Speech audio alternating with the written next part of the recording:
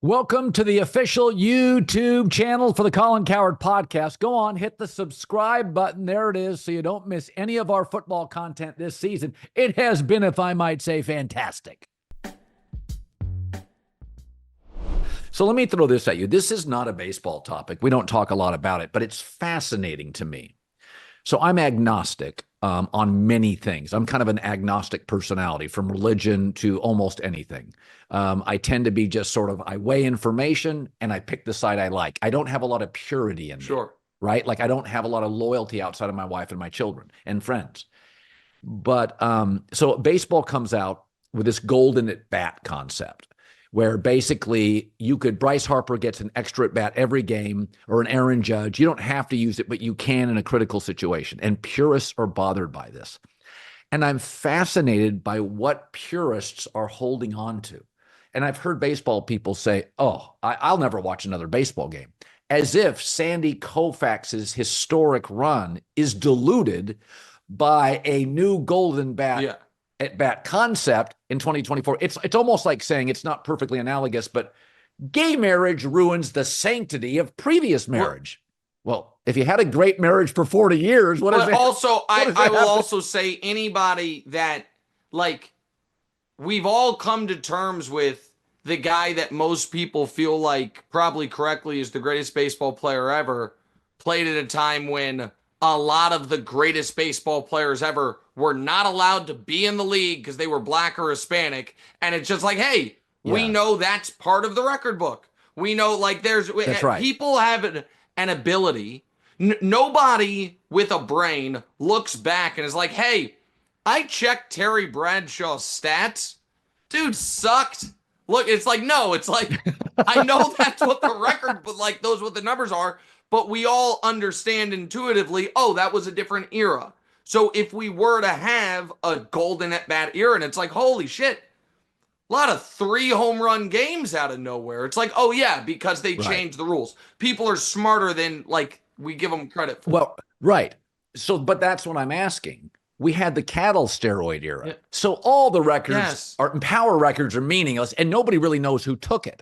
I mean, seriously, it's like trying to figure out which rich people cheated on their taxes. How about we start with all of them, right? Like, who knows?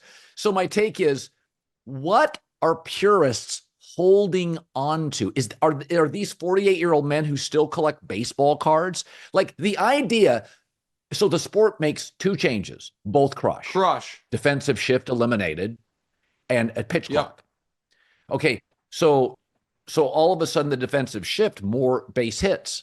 Well, that's messing with the previous and 6-8 years. The thing closest to the golden at bat is the ghost runner. Ghost runner thing, which, made baseball cooler. For the regular season, you don't want to put in the playoffs, that's fine. So what are purists holding on to that are outraged by a new concept? I don't understand purists. I mean, I understand them. I don't agree with them, because ultimately, one of my fundamental beliefs that bothers, I think, purists, but it's not even a belief, it's just a fact. Sports are simply entertainment products. That's all it is. That's right. We are part of the entertainment industry. We are fighting for attention and relevance in sports. There is nothing inherently more valuable, moral, ethical, important to American professional football than American Ultimate Frisbee. But one is the most valuable television property in the world, and the other is something the best in the world at almost assuredly needs a real job because it doesn't pay the bills. So why is that? Right. Because people like watching one and don't care about the other. That's exclusively why. There is no other reason. And the idea that you have a birthright to people's attention, go ask horse racing. Go ask boxing. You don't. And so all of these, so here's the real reason I love the golden at bat idea. I like baseball. I love basketball. And I'm worried about basketball. I am legitimately worried about the NBA. because Same. they have two massive issues that everyone knows is a problem, and I don't know that they have the stomach for the change that's to address needed. them. One is one that's been talked about a ton historically, which is the load management. Superstars not playing, whatever it is. I will give a quick anecdote on why that's my thoughts on that. Then I'll get to the real thing. I was in LA for 72 hours over Thanksgiving because our son lives there and he couldn't. We brought Thanksgiving to him essentially. That Friday night, Lakers Thunder. And I'm like, you know what? Yep. My wife's grandparents are with us. They're 91 and 93. They love LeBron. I've never seen him play. And I'm like, you know what? What's the point of making money if you don't spend it on stuff like this? So I bought 6 tickets, not courtside, but first row behind courtside. Not cheap, right? But what I was like, I bought them at noon with full confidence. Well, LeBron's going to play because LeBron plays. You know what I mean? Like LeBron, did he get hurt last night? Then he's playing. Like, even though he's the oldest guy in the league. And if it were any other superstar, I would have, when my wife mentioned to me, should we do it? I would have said yes, but let's wait until like 5 o'clock to find out. Yeah. That's terrible for the business. The other thing that is getting a lot of attention is the NBA's, at its core, the NBA's popularity is based on, is that dude flying? Holy shit. Like, here's another 35-footer. And strategically, just like the shift, strategically was smart, but from a television product, it was a disaster. So when everybody looks the same. Every game looks every the same. possession's the There's same. no different styles. There's no anything. And we're minimizing athleticism. John Morant goes on the record as like, I'm done dunking. Anthony Edwards taking 13 threes a game. It's clearly a disaster. Awful. A disaster. Yes. And so when I say massive changes, what I mean is have a real conversation about, hey, dunks are also worth 3 now. I don't care what it does. Or this. 2 suggestions. One, and I said this 7 years ago on the air and had a graphic. Take out the corner 3. Yes, it's impossible to defend. Agreed. Okay. That should be done tomorrow. Okay. Yeah, so it goes right into the bench. You put it, you move it out about 6 inches. Make it a real arc. Yep. Yes. Yep. And so that's just much easier to defend. You can be on players. Or this would be this is something I've thought about as well. And I don't know. I think you could do this. Is that you get 15 That's a game. What I said. Yes, exactly right. Whatever the number is. That's the other thing I don't know. Figure it out. Whatever it is. 45 points, which is 40 points of your offense. 40% of your offense. And by the way, you can still shoot them after that, but they're worth 2. Yeah. There's Kurt Goldsberry had the idea years ago that I thought was fascinating, which was, you know how baseball stadiums, everyone picks their own dimensions. You got a green monster. You got the short porch of Yankee Stadium. Royal Stadium is cavernous. Kurt Goldsberry says each year, every team draws their 3-point line. And if you like, no, and I know that sounds ridiculous, but his point was some teams will be like, we don't have one. But that's not who we are. We're building a old school, beat you up, you know what I mean? Big man style. The Blazers, when they had prime Dame Lillard, might have been like, ours is from 37 feet out because we have the one guy who can. And if that were the case, you would know, man, I better be able to play a bunch of different ways, score a bunch of different ways because shit, tonight we're in Oklahoma City and there's no threes. Yeah. Whatever. So I don't know the exact right answer. What I know is this. If the NBA does not make a massive change, it is in huge trouble because they're still suckling off the teat of LeBron, Steph, KD. Your most popular players are the oldest. If Ja Morant and Ant Edwards do not dunk, the one of the I mean the Jordan logo. If you really think of even Dr. J's highlights today, Connie Hawkins when I was a kid, they're all relevant. Yeah. And here was another question that this was. Let me throw this at you. I said this about the NFL. I said, can you imagine if the NFL only allowed the tush push and bombs? There's no intermediates, no bubble screens. It's just power running or bombs. That's the NBA. It's not as appealing. The NFL, 1 year into the tush push, was like, we're looking into banning this. And it wasn't because of safety. It was because that's terrible TV. That's bad for our product. It's not exciting. Yes. It's ugly. And ultimately, we're a TV show. And so I don't know the answer, but I do know that continuing down this path is disastrous. So I would love it if baseball did something drastic, because then I think the NBA would look at itself hopefully and be like, well, the NFL every year is like, hey, rule change, figure it out. Hip drop tackle. I'd never heard that term 3 years ago. Last year, it was the most dangerous thing that's ever happened in the sport. This year, it's gone. Right. Like defenseless receiver, or to hit the quarterback low. Tom Brady blows out his knee. They're like, massive rule change. You now no longer hit the quarterback low. Doesn't matter. Aaron Rodgers breaks his collarbone. They're like, hey, you can't fall on quarterbacks now either. Don't care if you don't like it. Baseball's making changes. Yeah. The NBA is just like, can we interest you in a new all-star game format? It's like, bro, that's not the issue here. And here's one other NBA question. I forgot who first posed this, but ever since I read it, I'm like, oh, that's interesting.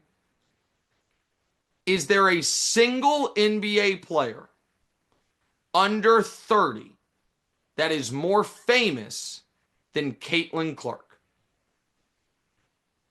Is there one?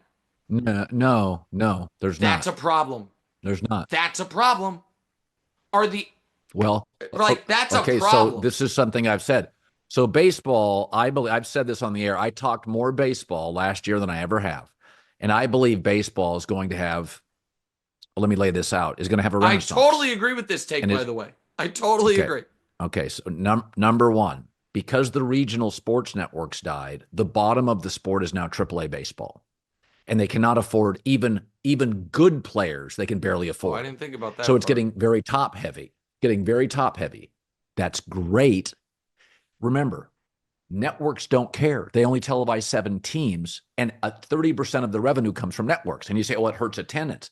But remember, when you bring in all-star teams, did you see how Ohtani, Betts, and Freeman drove road attendance? Yep. So now you're going to have Lindor and Soto driving road attendance, Machado, Tatis in San Diego, Judge and Stanton. So you get a series of 5 or 6 super teams. Well, when the Yankees had Jeter and A-Rod, they led the league every year in road attendance and their own. So my take is the sport's getting insanely, the gap now, it's like the inequity of wealth in America. It's just widening and widening.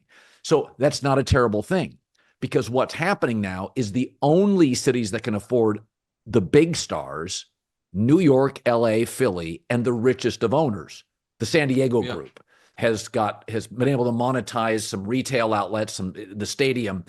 And so what's happening is, yes, it'll be dominated by 6 teams. TV networks don't care. They're almost overwhelmingly either the richest owners or the bigger cities.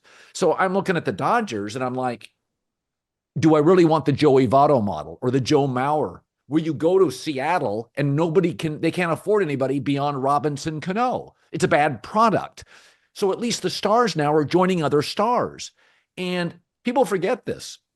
You know, when Jordan dominated the NBA, there were no other great teams. There were teams that could tackle them for several years, but when the Celtics and the Pistons aged, it was a bunch of Portlands, Utahs. Reggie Miller and Rick Smits and Patrick Ewing and John Starks. There was one great team, but that team was so enlightening and it was such a star-studded team. It drove attendance everywhere they went every night. It was Sports Center. It was the lead. And so my take is baseball, Now, let me finish. Baseball has this now. They have like all-star teams. The NBA, Wemby San Antonio, SGA Oklahoma, Jokic Denver, Giannis Milwaukee, Ant Minnesota. Unlike baseball, they're in the wrong markets. Well, and the NBA just last year massively changed the rules proactively to make sure super teams can't exist anymore, which theoretically, right, theoretically you understand it, but ultimately probably a mistake. It gives cheap owners an out.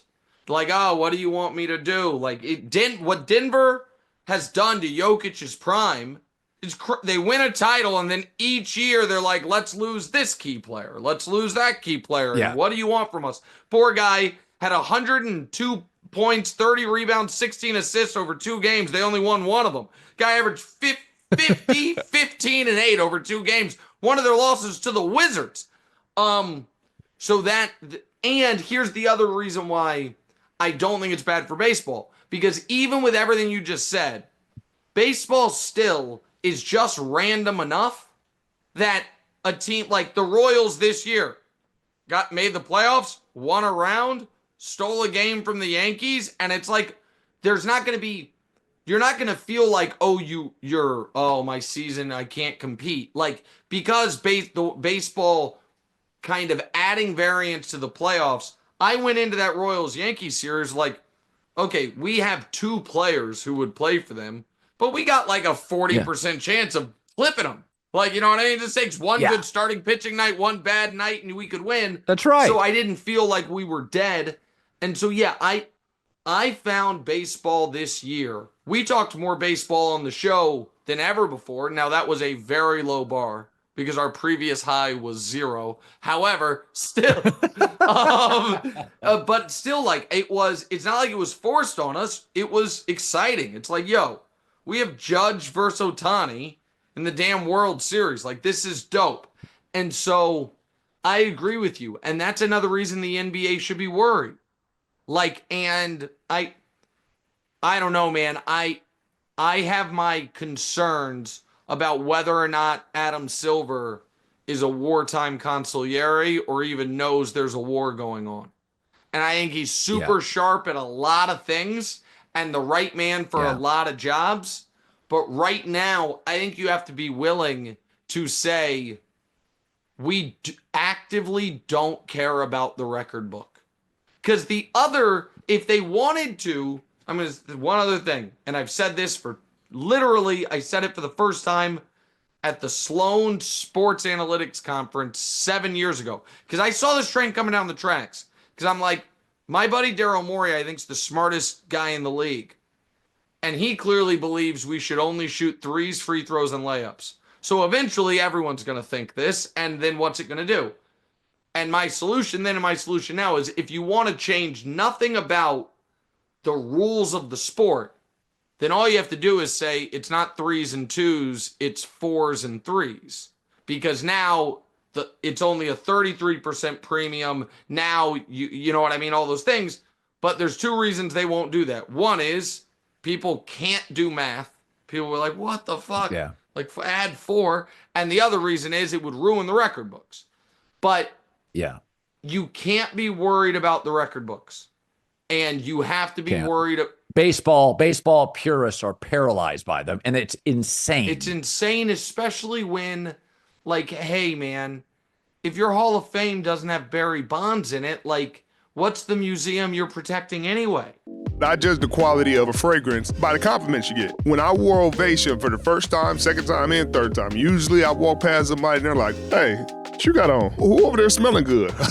You know, that's the injection of confidence right there to you. That's right. We want to be at the forefront of using the brand as a gateway for these young athletes. Custom suit, we do a photo shoot, we do video, and it's all about that partnership to create a personal brand. And I love you guys associating it with more sophistication. Throwing a suit on a kid, sometimes it takes for you to see yourself with a suit on in the mirror to be like, hey, I have more to offer. Ovation for Men, we're part of Amazon's Black Business Accelerator. You know, Amazon has invested $150 million for the next 4 years to uplift small businesses like myself to scale. You know, Amazon is really putting their money where their mouth is. They're committed to excellence on every level. They want to scale these businesses to be amongst the best in whatever industry they're in. You've always been authentic. You've always been pushing excellence. Well, I appreciate that. As our slogan says, every man deserves an ovation. Yes, sir. Listen, this relationship with Ovation for Men, Richard Sherman, The Volume, this is just the beginning. I appreciate you guys letting me be a part of your journey. If you haven't already checked them out, go out there, get your man some.